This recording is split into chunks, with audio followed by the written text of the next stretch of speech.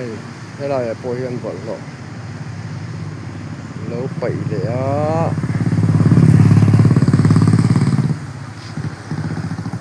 nay bẩn lộ bậy nó mun người lâu xin này mặc thuyền mi dâu ví dụ cái nhìn chạy đàn gần trăng càng phu mà sẽ gần bẩn lộ bậy đàn này rồi trăng càng lâu nè cột cột chút bún lang chút nên hai lang chút address chút mua lang mà le address street mấy tụ hay chút bottle te anh ấy uống bottle te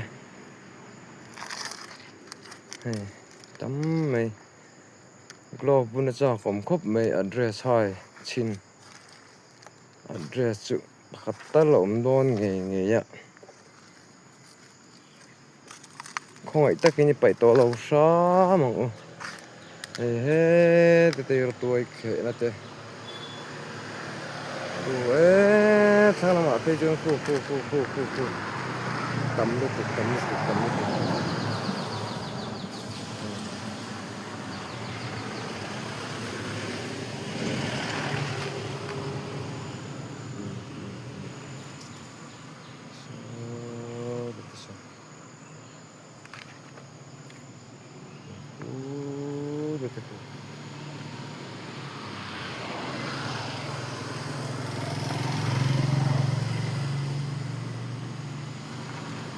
không ai tất nhiên rai muốn ở hen rồng bảy tổ số